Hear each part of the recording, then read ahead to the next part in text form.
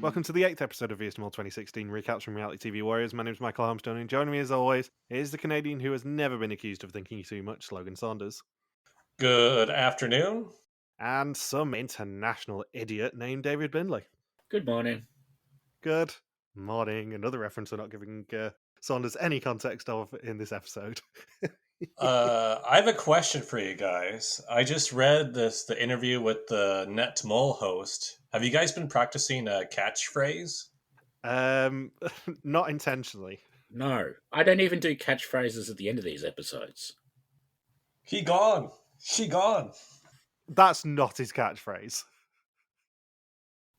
That's what Hari's catchphrase should be in NetMol II. He gone. That would make it 10 times more watchable than NetMol 1 alone. And he has to get right in the executed player's space too. For context, we are recording this, 3 days before NetMol 2, we bloody warned you, came out. Obviously, by the time these episodes come out, NetMol will have been forgotten, hopefully. One thing I did hear about is the fact that he did nearly expose the fact that the woman from Don't Fuck With Cats was on the show. He apparently didn't know that she was going to be on the show and immediately recognized her and may have blown up her spot straight away. Huh. Sounds like a well-prepared host. Yeah. Nice of them to do their due diligence. Yeah. There is also a rumour on the other Mole season that starts on the same day that they're not necessarily going to end every episode with an execution. No, Vidum. No, don't do it, Vidum. Yeah. No. It's only a rumour at the moment, but yeah, apparently there's a non-zero chance that Vidum's going to be flexible when the executions appear. It's just a rumour. Well, hopefully they mean in the, some episodes of non-elimination sort of sets then.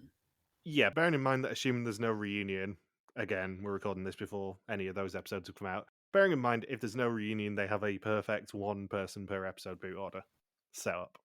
If there is a reunion, just like Renaissance, then maybe it'll get a bit more flexible. But yes, we shall see. At least on the plus side, they only have 2 episodes a week. Rather than, starting off with 5 again. Half the fecking cast are going to potentially have disappeared in the space of one night. Imagine doing a fantasy pool for NetMol. Just be all you could do is a draft at the start of the season. That's pretty much all you could do. Yeah, why do you think we're not doing suspect list for it? It's because it's fecking impossible. It's over 3 weeks, which means there'd be 2 rounds of the suspect list, and half the people disappear in week 1. Ladies and gentlemen, old man yells at cloud. Yeah, you couldn't even do first suspicions on it because, again, half of the people would disappear in the first week. Have you also heard about Jeopardy? With the Drew guy from Survivor? Yes. He's apparently doing really freaking well. Well, I watched Friday's episode not too long ago, and he deliberately forced a tiebreaker. Just for funsies? Yeah. Yeah, this was his 3rd game in a row that he'd won, and yeah, he forced a tiebreaker at 20k, just because it was fun. Now he's won 4 in a row. Yeah, I don't even think he was that impressive a player as well. No. Speaking as someone who applied for Jeopardy UK last week. I'm so sick of big moves culture. Yeah. You have to make big moves to get into the Tournament of Champions. He threw his shot in the dark and somehow ended up winning the game again. Have you had good weeks anyway? Yeah. Busy. I was in Armstrong for a couple days. You were. It was a birthday party of some description, was it not? No, graduation celebration for my friend's daughter. There were only 7 people in her grad class. Oh, wow. Yeah. That is small town Canada. Yes, but I wasn't. I wasn't there for the ceremony part. I got invited out afterwards for their small dinner, and then they had their usual. What they do every couple months or so is just some random neighbor on the street will just have the neighborhood over at their house, typically in their backyard. So they've been doing this for, I don't know, like past 5-10 years or so. It's just like a neighborhood block party, essentially. Yeah, on a much smaller scale. Is it Weirdo Trivia Night tonight? We opted not to do trivia at all. Maybe next week, but I don't think we're going to do Weirdo Trivia again. Is this Russia or China? That's just what I'm calling it now, Weirdo Trivia. How about you, Bindles? Good week? Anything to report? Can't really think of anything to report. It's been I'm sort of slowly getting back to normal after the holiday a couple of weeks ago. Other than being called an international idiot, of course. Yeah, that was fun. I've not been 100% this weekend. I've been full of a cold, which hasn't helped. So I'm very glad we did this episode on Tuesday rather than last night, because I wasn't in a great way yesterday. I am very happy we did not have to listen to you either. Welcome to most of these episodes. Not that I've edited any of this season yet. We just booked a bunch of tickets to see Deadpool when it comes out next month. We're going to see it when I visit my aunt and my cousin in the States. Awesome. As a big family group, we're going to a theater where you have to be 21 to go. Because that's sometime around your birthday, isn't it? Yeah, I think it initially comes out the 26th. I think we just got our tickets in advance for the 30th. And I think we can all agree Deadpool is fun for all the family. It certainly is.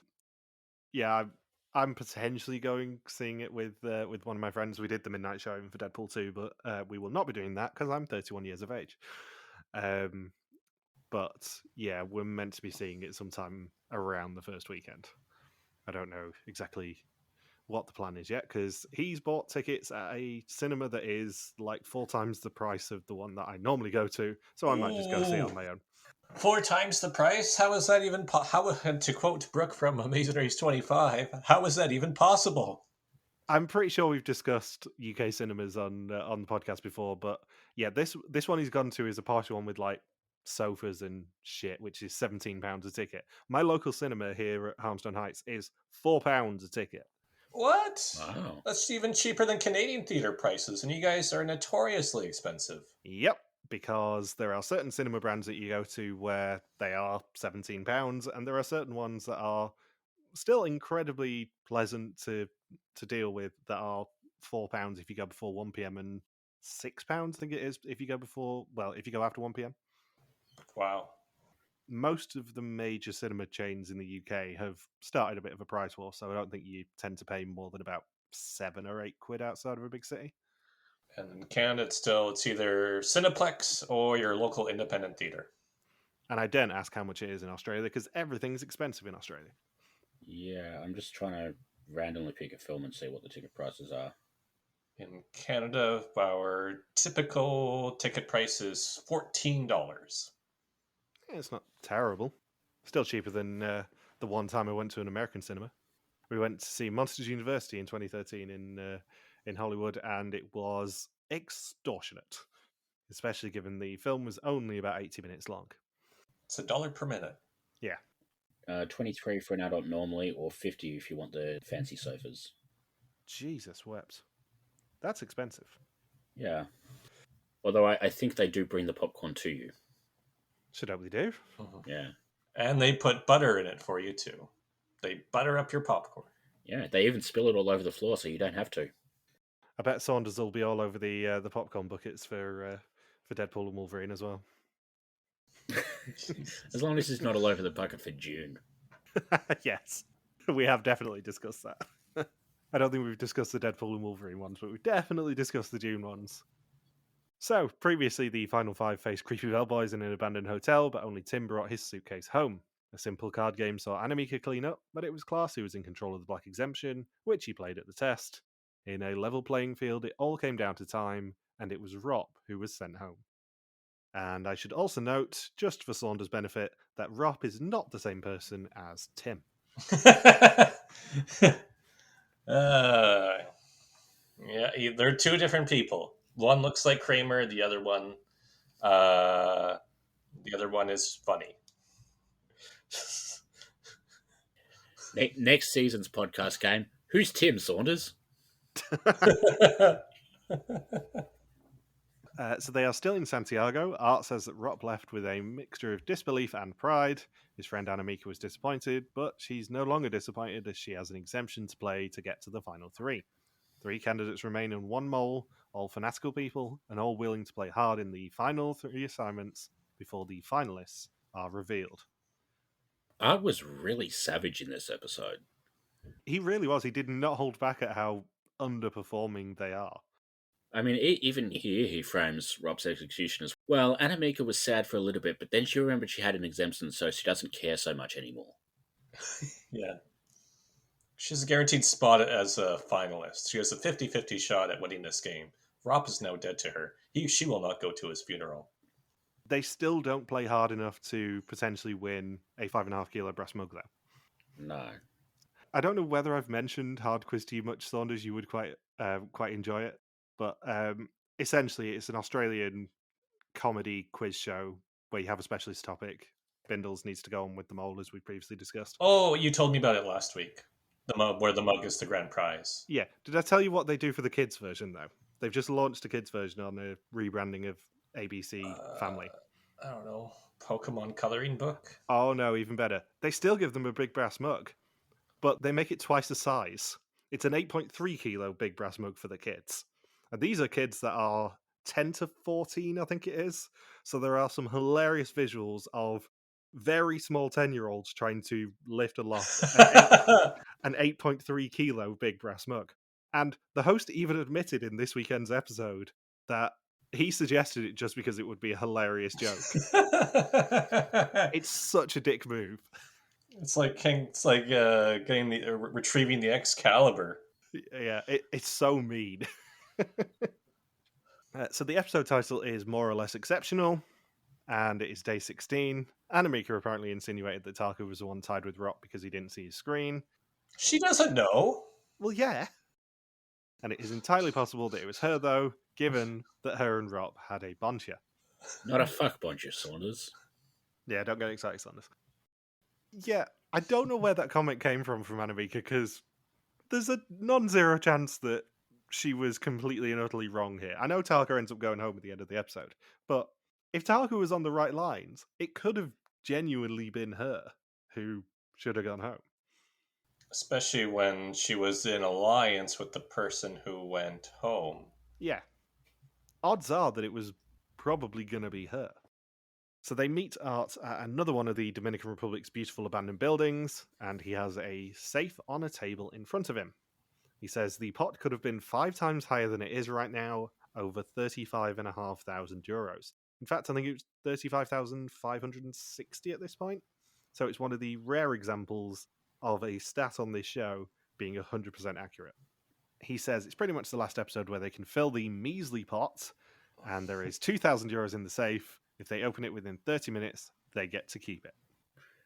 I did like Tim and Taeke both giving confessionals to the effect of, this isn't weakest link, be fucking positive for once, you absolute bellend. Yeah. Yeah, it's just become a running joke this season of how terribly they're doing stats-wise. And actually, by the end of this episode, they're doing a lot better than they were. But yeah, Art just does not hold back. He doesn't give a shit at this point. He's reached his Peter Yan nexus. You could have won over 5 times as much, which means about 80% of the pot you didn't win. You've only earned 20% of that 100%. It's like, we get the point, Art. We get it. They suck at challenges. They're already dead. Yeah. Simpsons. So inside the hangar are tiles, and they must use ropes to separate out the hangar to find the code. They have a puzzle to show how it should be separated, and the number of tiles in zones 6, 3, 5, and 2 translate to the code on the safe. However, they only have one chance to open the safe. One shot. Yep, do not miss their chance to blow. Again, don't get excited on this. And we begin with Taeke explaining how buildings retain heat. Is it safe to be making people run around in a clearly unconditioned metal shed in the height of Caribbean summer? Probably not, and yet they still do it. It's one of the least cruel things currently happening on Hispaniola right now. Yes, it is. Basically, they complain to production, and Art's response was pretty much, hate is going to hate. And I've been waiting 8 episodes to do a joke on that vein. This is not an interesting challenge to talk about either. Because, as we previously said, maths, people doing puzzles on television, doesn't make interesting television. Yeah. It's a good mold challenge as a participant, but as a viewer, no. I have very few notes on this challenge. Me too. The most interesting thing about this challenge is Annemieke telling us that somehow, for some reason, Tim has told the group he's good at shapes, and we just run with it. Yeah. Yeah, he's good at shapes. Parallelograms, trapezoids. Trapezoids are his jam. My absolute favourite thing about this challenge, though, is the fact that Tim and Taeke spend literally half of the time trying to work out the ratios, trying to look intelligent on television, and then they turn the corner to actually look at the hanger, and it's like, oh yeah, the poles are already there. We've just got to literally string them up. They're just handing us money. Yeah, it's a basic counting challenge. So dumb, even Taeke Takema can do this maths. This is how bad you are doing now. Is we're literally asking you to count from 1 to 9 here. I like how Annemieke still had no idea what to do for this challenge. She said, "I'm just going to let those two do everything," and then Klaas is doing something completely unattended. We have no idea what he's doing either. I noticed he was missing for half this challenge too. Yeah, I don't know where he went. Maybe he was dying of heat stroke in that metal shed in the middle of Caribbean summer. Maybe. And I like how just Annemieke says, "Double check the numbers, Tim." No, I got it. Just shut up. I got it. So they end up trying the code 3217, and it unlocks, giving them €2,000 of 2,000 for the challenge. 2 Ellies. 2 Ellies indeed, and I believe 8 episodes into this season, it's the first time that they've earned the maximum amount of money in a challenge. When you buy a deck of cards in the Netherlands, instead of a queen, it should just be Ellie. Jack Ellie King. I'll correct myself immediately before I get fact checked. They did win the first challenge with the maximum win, but that was bullshit anyway. This is the first proper maximum win. Annemieke says the pot wasn't important at the start of the show, but now it is. 3 of them will compete next episode for the entire pot, and one of those people is the mole. And one of those people is also Annemieke. Yeah, she knows at this point that at worst she's got a 1 in 3 shot of winning this game. Unless she leaves behind her rice gelling in an abandoned factory, she will be in the finale. Yeah, she just forgot to bring it with her because she didn't know there was a challenge that day. Yeah. Damn it, Lynn. Damn it, Lowe's. Damn it, Charlotte. Damn it, Senna. Yeah. And they head to the second challenge, and it is time for even more industrial chic, because apparently there is nothing in Santiago, Dominican Republic. I thought it was the exact same factory, and they just pretended it was a different one. It did look like the same factory. Just take them in a circle. It is a really odd decision to put 2 challenges that look exactly the same right next to each other. Like, there's no reason they couldn't have either done the TV first and then have these 2 at the start and end of the episode, or done them in this order and then just edited so the TV looked like it was first. However, this one is a very good challenge. I do love this challenge. Yeah. It'd be interesting to quiz people on Vidum. Were these 2 challenges the same challenge, or were they 2 separate challenges? This is, I think, the most valuable challenge of the entire season, and it's a surprisingly, mostly winnable challenge. It's a very rare example of a Vidum challenge that has a pretty high maximum that isn't utter bullshit. Yeah, it's not like, oh, you can earn 5,000 euros, but you're more likely to lose 5,000 euros. Yeah. Yeah. I mean, they're not going to win. They're not going to win everything just because of the way the countdown clocks work. No, they can't win everything, but they can win a vast majority of the money. And in fact, they do win about 2/3 of the money-ish by the end of it. So dotted around the abandoned sugar factory are 9 cash clocks, which will count down for 30 minutes, and each cash clock stops adds money to the pot. However, they will not stop at 0. They will keep going down until they are 1,000 euros lower than their starting amount. They will get envelopes with 9 pictures and a list, and each one is worth increments of 100 euros up to 900. I would have laughed so hard if they'd lost 4,500 euros in this challenge. Given that they were on, about 600-ish going into this challenge, if production had to scramble to stop them earning 2,100 euros by the end of this challenge.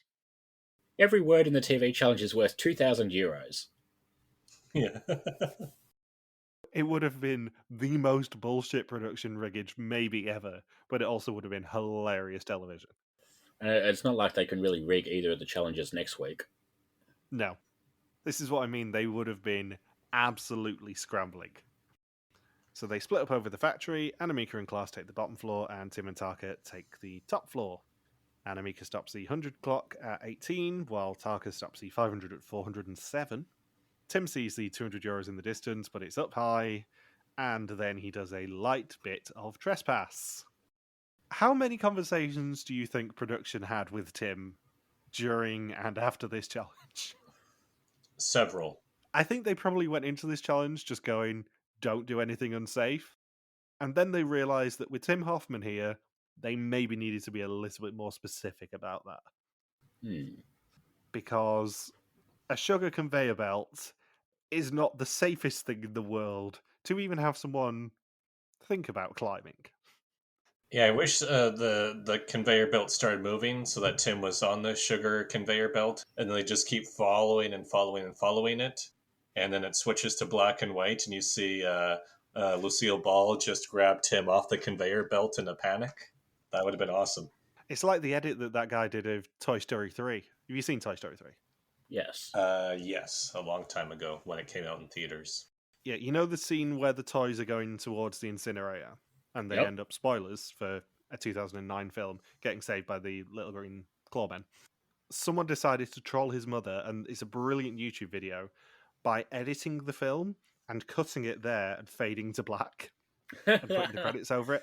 And not just the credits, but change the credits music to a piano version of You Got a Friend in Me. It is one of the meanest pranks that I've ever seen on YouTube, and it's very, very funny. But that's all that conveyor belt reminded me of now. Just the show fades to black and goes, Tim Hoffman died on his way back to his home planet. It doesn't really help tell these two challenges apart that they waste time trying to make a plan at the start of this one as well. Yeah. Like, it doesn't need a plan. It's Yeah. hunt, look for the backgrounds of the images, find the money.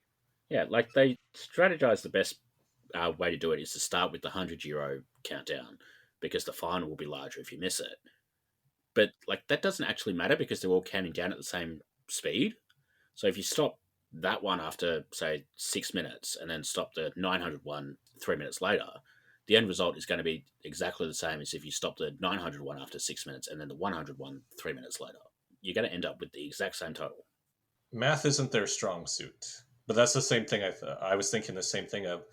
There's really no need for any sort of discussion other than how do we just get to all 9 of them as quickly as possible. Yeah, and the other bit of this is I suspect what we weren't told is that they follow a logical route through the factory. I would be very surprised if those clocks are just randomly placed. I think probably the 100 then leads you to the 200, to the 300, and just does a massive loop of the factory.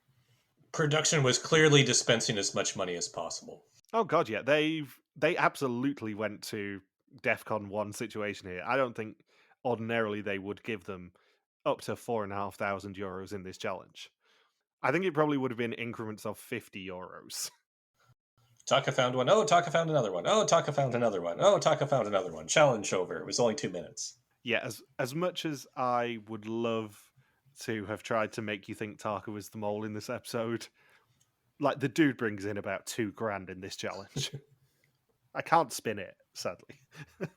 And then the only real suspicious thing that happens in this whole challenge is Klaas and Annemiek's conversation of Annemieke just giving up on the walkie-talkie, abandoning the Elilu strategy, and just shouting at Klaas, Klaas, the clock is right there. Where? Behind you. The other behind you.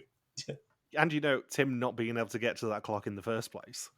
Yeah, the sugar conveyor belt. Like, given that was potentially the second biggest fine they could have got, Tim fucked around for a long time trying to get to that clock. I don't know if it was that long of time, though. I think it was longer than what actually happened, just because of how much money they did secure. I will also say, Saunders, I really hope you paid attention to what people stop the clocks at, because that is the bonus question of the suspect list this week. I think I took note as many as I saw on screen. It was still in the era of Dan literally taking a question from the test that we see on the screen, and that was, I believe, the only test question that we saw from this one. And it's quite a nasty one if you're not paying attention. So Tim finds what he believes is a ladder, which is in reality a machine that transports sugar. Taeke stops the 601 at 460, while Klaas walks past the 201 as it goes to 0, and he stops it at minus 13. The walkie-talkie then gets a bit chaotic, as Taeke writes down who stopped what, and doesn't share it in case it helps him in the test. Taeke then finds another one, and despite his tiny little T-Rex arms, stops it at 532. He then finds the €900 one and stops it at 568. And Tim says in confessional, thank God for that athlete and hero with questionable humour. He found the 700, 800 and 900 screens. And he also finds the 400 one and stops it at €49. And that is the final one. And then he searches the camera operator's pockets and finds €200 in the camera operator's pockets. And Art confirms that in addition to their €2,000 win earlier in the day, they earned another €2,695. And as a special treat for being good boys and girls, he's rounding it up to €2,700 of 4,500 for the challenge. He also confirms that tomorrow is the last day for the four of them. One of them will get a red screen, and the rest will be the finalists. Fourth, I like how just in the matter of probably about 2 hours at the most, they earned 4,700 euros in 2 challenges. Yep. Which was almost half of the entire pot they've earned through all 8 episodes. I love that Klaas summarizes his challenges. I just think Tim explored the factory very well when it's sort of established that Taeke got like 6 of them. Yeah. It's like, yeah, Taeke just wanted to drag money in the pot, kicking and screaming, and we just let it happen, let's be honest. So they then reminisce in their evening meal on their previous adventures, as there's nothing else to fill this episode with. Tim describes himself as a pretty reserved guy normally, and he doesn't make friends easily, but he's made some real friends on this show, and also Taeke Takema. He really is one of us. Yeah. He's a misanthrope too. Yeah. And it is day 17, and Art does his intro from a very echoey corridor. Jesus, they did not test that audio. He takes another dig at Rob in his monologue. Who doesn't? Let's be honest. We've all forgotten him by this point anyway. He just says, Rob is gone, and suddenly they earn money. Well, he claims that 4,700 in one episode is a record, but like from what I can tell, it's not even in the top 10. Yeah, I was going to ask about that. Because 4,700 didn't feel like it actually was a big gain. Like, I mean, it's been a while since they had something like this big, but the early, I didn't look at the civilian seasons because they were big budget, so that like they were constantly doing like 10 grand an episode. But there's celebrity ones, sort of the Angela season and the Carol seasons. You fairly regularly get episodes with like €6,000-7,000 wins. It's been a while since there was one anywhere sort of over 3 grand. Like I think the last one before this was, I think one of the episodes in Iceland and Spain they get about 6 grand, something like that, or 5 grand. But the actual biggest one I could find was 10,250 in Australia and Indonesia. Wow. That's more than an entire pot nowadays. Yep. And that was an episode with 2 challenges. That's like a third of Rocky's charity budget a year. Yeah. So he greets them at Santiago's media center, where they make hours of live television a day. And he says he's looking for 1 couch potato and 3 people who love being in the spotlight. And Annemieke, knowing that she's probably just going to end up sat on her backside watching television all day, volunteers to be the couch potato. Yeah, she takes the Rian role. She does. Bringing us kicking and screaming back into 2024. The others must do an item on live television in Spanish in an hour's time. Annemieke will be watching the show and have to identify which words on a list are not used in the show, and each correct one is worth €250 for the pot. First, though, they have to get their makeup done, including Klaas getting both mascara and lip gloss. His lip gloss was popping. It's popping. It's popping. I thought it was a bit weird for the male TV stars to find the concept of TV makeup so hilarious. Yeah, I was thinking that. I mean, from my extensive experience of being on television, obviously, they don't usually go lip gloss, I don't think, or mascara. I think it's just powder that I've had all 2 times that I've done a quiz show that's actually aired. But yeah, lip gloss and mascara, I don't think they normally do because, well, mainly because of health hazards. They don't really want to be sharing too much makeup between people. Which is why usually you get told if you wear makeup to come to the studio with as much hair and makeup done as you possibly can do, so they don't have to do as much. Annemieke then heads to a typical Dominican residence to watch the show. Quick question: what is your favourite bit of this house? The random animal heads on the wall. I just love the fact that it's like clearly owned by like a 90-year-old woman who won't let her kids update anything, including like the 2011 calendar. Yeah, I was going to say my favourite thing is the Channing Tatum calendar that they do focus on a few times. This is from 2011 when this was filmed in 2015. 4 more years. It just really tickled me the fact that, they love to just focus on that in the intro to this scene.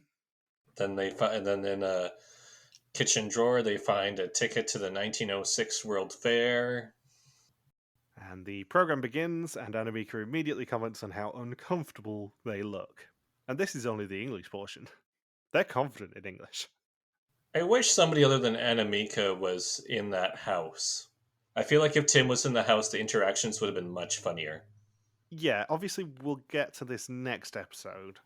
Annemieke is not a magnetic presence on the screen, I would say. She got a lot of focus in this episode, in confessionals at least.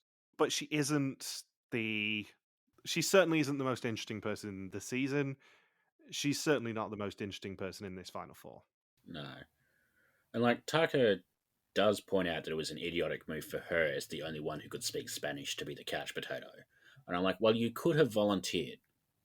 Yeah. I would probably say it's pretty much a dead heat between her and Klaas, who I think is the most interesting of the two. Tim and Taeke are leagues ahead of both of them. Oh, yeah, absolutely. As much as I obviously love to take the piss out of Taeke for being a concussion magnet, he's very interesting on television, and I think very earnest a character.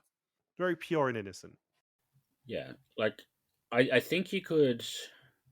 Like, if you took Annemieke out of the season, you wouldn't lose much, but I think if you took Klaas out of the season, you would lose nothing. Yeah, I agree. So, like, I think Annemieke is a better character, but not by much. Yeah, you could slide a piece of paper between them Yeah. in terms of entertainment. This cast is very interesting because there is a clear top half and there is a clear bottom half for entertainment value. And I think Annemieke this episode got to be the narrator because she was guaranteed to be in the final 3. So I think that's why she got to have as many confessionals and as much airtime as she did in this episode. Yeah. I personally would, even regardless of the fact that she's got an exemption, I'd just keep giving Tim and Taeke the confessionals because they're both very entertaining on screen. Tim especially. Yeah. And like knowing the way that they do the execution of this episode where it comes down to Tim and Taeke, I think you probably make those two the narrators and sort of build it up that way. Yeah, because the most that we have is a confessional of Tim near the end going, shit, if Annemieka's not the mole, it means it's basically between me and Taeke now, and that bond is not going to get to the final, sadly. And like we don't even get the the usual scene of Annemieke putting the exemption on the test table and just walking off this week. No, I did note that. They don't even pretend she's not going to use it. Yeah, and weirdly they then sort of pretend like a black exemption might be used to cancel it. Well, it goes back to something we were saying last week about it's very rare for a green exemption to be available to be played at the Final Four. It's always a white exemption. They never usually let any sort of advantage be played at Final Four, so it's more pure. Maybe Jokers they do occasionally let creep into Final Four, but they never, ever, ever let a green exemption go to Final Four. This is the one time I can think of where they actually do let it happen. I think maybe in the card game last week, it would have been more interesting to have one green exemption available and one white exemption. And have that gamble that we were talking about last week that they love to do more in earlier seasons than this, but having someone earn an exemption at Final 5 that will get them through to Final 3 if they get through Final 5. I like that concept. I think probably they should have swapped out one of the green exemptions in that challenge last week for a white exemption and actually give it the consequence and say, no, you can't play black exemption that week. Yeah. So Taeke goes first, and he can barely speak Dutch, never mind Spanish, even though I say that joke and he's actually probably the best of the three of them at speaking Spanish. I was about to say his Spanish was actually pretty good. Yeah, that's probably because he learned how to speak phonetically anyway. He was in remedial classes till the age of 14. Klaas is second, and he has to help cook. He practices a text to apologise for not being able to speak Spanish well, and then his text is basically just that as well, so he's got to do it twice. And up to this point, Annemieke still hasn't found a single word. And Tim is last up and talks about Twitter at a crazy speed and how to stop videos autoplaying. Those heady days of 2015 Twitter where it wasn't as much of a vile cesspit as it is now. Yeah. I feel like this challenge is sort of one of those things where like they were like, wouldn't it be fun if they did this rather than what's a fun challenge we can do with this concept? Because like putting them on a variety show is hilarious. Having Annemieke in the apartment is hilarious. But the challenge itself, complete shit. It's pretty lame. Yeah. It's like, which words don't they say? And then we never find out the words, so we can't play along. Yeah, it just cuts away when she picks the words. Yeah, the key comedy thing here is making them do the birthday shout-out scene. Everything else is incidental. Yeah, the Entertainment Tonight birthday clip. Somebody should have just worked the Spanish word for pudding head into one of the speeches. But yeah, there is absolutely no consideration for the audience in this challenge. We can't play along. It's not that entertaining a challenge apart from the residual cringe like the me and Logan at a Belgian mall finale. There's not a lot to this challenge actually from an audience perspective. I'm sure it was hilarious fun to be a part of, but not really hilarious fun to watch. Yeah, like they should have made them like read something in Spanish, and the host says, "Oh, by the way, you just said something that was full of prejudice. You just humiliated yourself on TV." Yeah, and like if België had done like a challenge like this, I get the feeling they would have done like say Klaas's cooking class. They would have probably had like the recipe on the auto cue in Spanish, and then Klaas had to do it to win the money. Yeah. I think they would have probably been better off doing something like that than this. Yeah, it goes back to something that I think I talked about during België this year, but this challenge just isn't kinetic. Yeah. It's just a lot of standing around, a lot of people in one place, not really moving, not really doing much. The sentences that they had to actually say, or the paragraphs they had to say, weren't that long, and arguably, obviously, they only had an hour to potentially revise, but they were still allowed to use their notes. Yeah. They didn't have to do much, and that's a problem. Yeah, there should have been like a little mini game that each of them had to do on the TV set, or just what they had to say should have been funny. Like, oh, Tim's talking about a horse. How hilarious! I mean, even Art at the end of this challenge basically doesn't give a shit. Like, he doesn't turn up to tell the group how much they've won. He collects the words for Annemieke, and then she's got to go and tell the group later. Yeah, it felt very tacked on. Yeah. To be like, oh shit, they're still a bit lower than we want them to be. Let's just give them more money somehow. Yeah. And then, like, at the end of it, suddenly, like, Art's inside the apartment, and we never see how he gets there. Like, they just cut to a shot, and he's sitting there.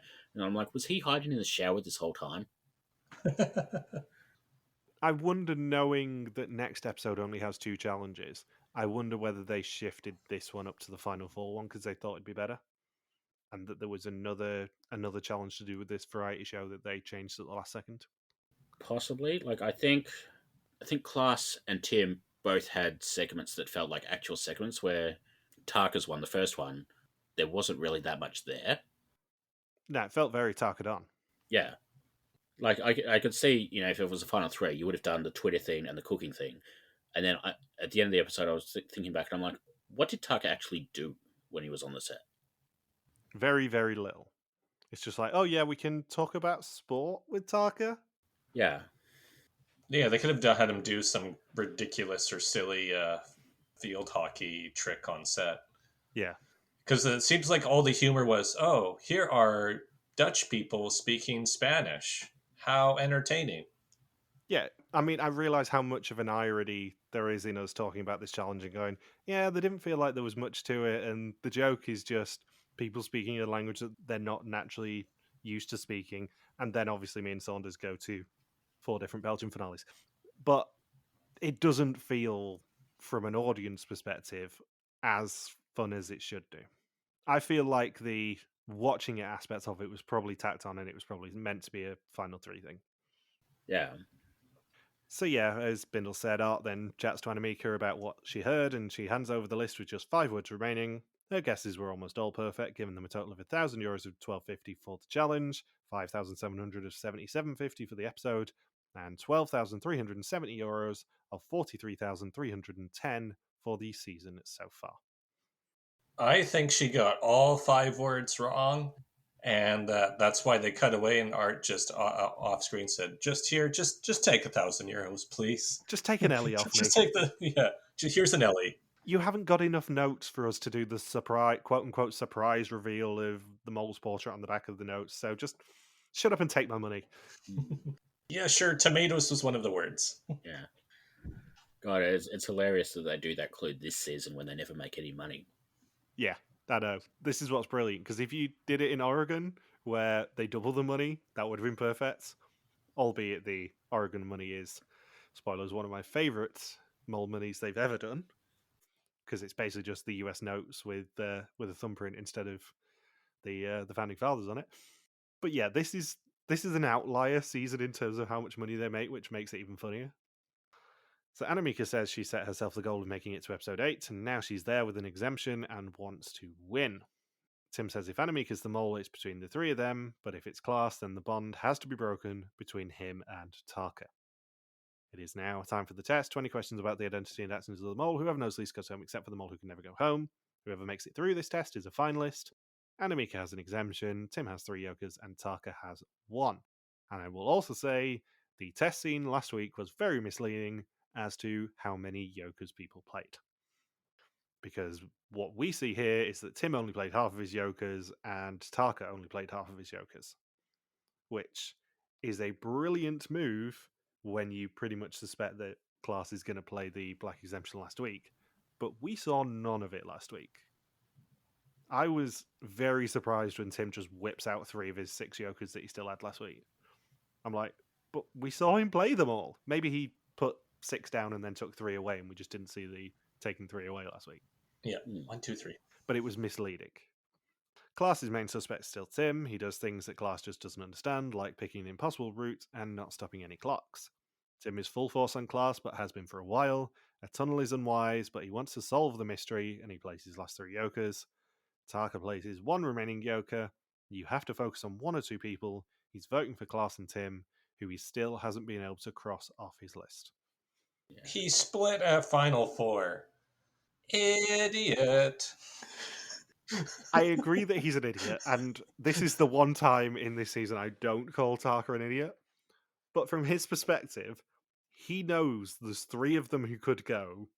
It's him and his 2 main suspects for the season. This is a nightmare scenario for Taeke. And maybe if one of them is wrong, he has a chance. I think he forgot the bit where the mole never goes home. Yeah, I think so too. I think he thought that he was doing Splash or something. It's a real shame that Take's never done Diveradas, because I bet he actually would be a very funny traitor. Yeah. I think he actually would stand a very good chance as someone who just seems quite affable. What other times has it happened where somebody splits on a Final 4 quiz? Because that's very, very rare for the mole. Yeah, I mean, if you ask us, you should be full beans on your main suspects by Final 4. We've talked about it many a time, but when we do our weekly suspicions, there's a reason that it flows the way it does, and by Final 4, you should be on 1 suspect. So Art says they've travelled for weeks around the Dominican Republic. 1 by 1, they have fallen by the wayside, and only the 4 of them have made it this far. It is time to find out the finalists and who will be the final person to see a red screen this season. He confirms that Annemieke used her exemption, so she's the first finalist. Not that we saw any of it, as we've already said. Klaas is the next to be typed, and he's also a finalist. leaving the Blood Brothers, Tim and Taeke, in danger. Take's name is the third to be typed, but he gets the blood red screen, leaving Tim as the final finalist of the season. Yeah, as soon as they started, once they were at the execution, I just wrote Taeke is so dead here. As soon as he said he was splitting between two, I'm thinking, yeah, he's done. Is this the only time we've had the host sort of interrupt the execution to give more like narration about who's still left to choose? It's certainly rare. Art does pepper it in occasionally, I think, over his time as host. He does do a bit of commentary. Rick occasionally does a bit of commentary, I think, but not a huge amount. It's usually when there are only two people left, one with a green, one with a red. So Tim says that they lost a candidate, but he gained a friend. It's a shame that they couldn't get to the finale together. Taeke says it sucks, but he expected it. He messed up the black exemption, and that would have made his path easier. He often ended up as the leader as he wanted to jump in when things were going badly. He might have been a bit distracted by the challenges and not the search for the mole. And I would argue, from what we've seen of Taeke, that he was probably just distracted by a piece of glitter or a bright light. Yeah. I kind of love that Art was really trying to bait him into, being disappointed with just missing the finale. And then Take's like, yeah, I fucked up the tile game and I kind of just checked out after that. Lol, bye. It is interesting to have a challenge that really affects the final 2 rounds of play with the proper test in it that does occur in the final 5. Because, the final 4 is pretty much a foregone conclusion. As soon as Annemieke gets her green exemption in that final 5 challenge and doesn't play it in the final 5 test, it's like, yeah, this is not going the way production wanted it to, I think. No, well, this episode is like 6 minutes shorter than the rest of the season. Yeah. And this had a lot of filler in it. Like, they were really struggling to fill 53 minutes with this. They would not have gotten to an hour. I mean, pretty much the only way they could have done it was, show the entire variety show live, in real time. That's more of a Mole Australia thing. I wish that Taeke had the green exemption so that Annemieke could have gone this round, and then Taeke could have split between Klaas and Tim on the final quiz of the season. I do wish that Taeke had made it to the finals. I think he, especially in a rewatch, is a very underratedly funny character. You split on the final quiz, Taeke. What were you thinking? I remember at the time, a lot of people really weren't that interested with Taeke, and I'm like, no, he's funny. For some reason, people really loved Annemieke at the time. Yeah, I mean, we'll talk about the impact of Annemieke next week more, given that she's one of the people in this cast who has gone on to other things mole related. Yeah. But yeah, Taeke, I never remembered from when I watched in 2016 really loving him as much as I do. Yeah. I think he's a complete buffoon. I think him and Tim are a wonderful pair. And I think he's one of those characters that you can definitely talk about being majorly improved by the company that he keeps. Yeah, I think any other season, Taeke would have been eliminated episode 2 or 3, and we would just completely forgot about him, like all of the other professional athletes to this point. Yeah, but because he operates in Tim's orbit, he's way more entertaining.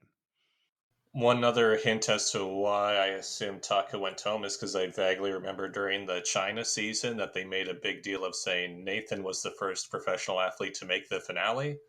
Yeah. So I'm like, well, I guess that probably means, unless the country doesn't care about field hockey, I'm pretty sure Taeke is gone here. I mean, the Nathan situation was a bit bullshit, given that was a forced Final four. Yeah. And he finished in the same place as Taeke too, right? Nathan was 4th or 2nd runner-up. Yeah, it was Nathan in 4th, Milushka in 3rd, and Buddy in equivalent of 1st. Do you want to eulogize Taeke, Saunders? Taeke. Walk, walk. That's the sound of Taeke. I was doing Pac-Man actually, or Tac-Man, but he had some interesting strategies and challenges, and I don't know if it's more of just thinking that he was going to give Tim as much money as possible, and that's why he tried so hard to earn all the money in episode 8. But Yeah, it was just fun to see a guy who was not equipped for Vidum to try and figure the game out or be very involved in all of the challenges, because by episode 6 or 7 the other contestants defer to Taka's judgment a lot more frequently, Yeah. which is very interesting to see as the pro athlete. The pro athlete's like, please don't say anything, just keep your mouth shut, you know nothing about this. But with Taka, the group seemed to trust him and trust his leadership. Yeah, he emerged as the leader, which is what he said to Art at the end of the episode. Yeah. I think the word I would use to describe Taka is enthusiastic. He never did anything less than 100%. Yeah, which in turn makes things more entertaining. Yeah. Just like any brick wall, he went headfirst into everything he did. He gone. I'm running out of jokes to make about Taka probably eating glue as a child. So next week, the final 3 capture the culture, Tim gets busy with details, and the game changes behind their backs for one final time before the mole is revealed. And as always, in Historians, we will be doing both the finale and reunion back-to-back, which means Saunders will find out who the mole is next week. And most importantly, who's fucking Saunders? Annemieke and Taka. Again, 3 weeks on the trot. Yeah, I'm pretty confident in that. Interesting.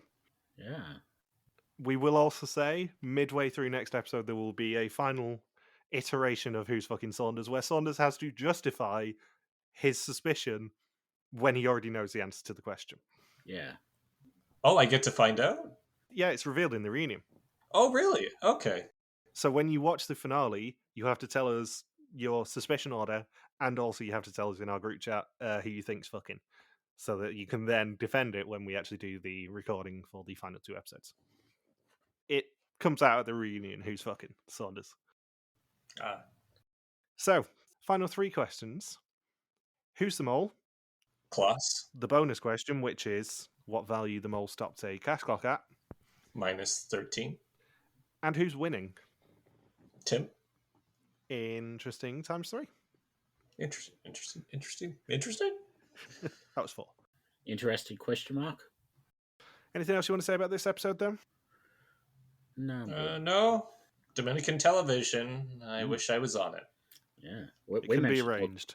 We managed to talk about this episode for longer than it was on. We did somehow. Maybe not post-edit, because I'll have to cut out the 53 minutes of you trying to find out how much Australian cinema are. It's not my fault there's 27 buttons to press. It never is. So, thank you for listening to our Views to Mole 2016 recap. We'll be back next week to conclude the hunt for an old mole in the Dominican Republic. Don't forget you can contact us on Twitter, Facebook, YouTube, or Instagram, where we are RTV Warriors, or you can email us at contact@rtvwarriors.com. Logan's on the artist formerly known as Twitter, which, don't forget, autoplays videos ridiculously, and you need to listen to how Tim tells you to stop them, at Logsupawaki. Bindles is a grim recap at I'm MJ Harmstone. You can also support us on Patreon at patreon.com/rtvwarriors. Thank you as always to Marika for the subtitles. We'll see you next week. Peace out and just chill till the next flavoring. Who stole my calendar?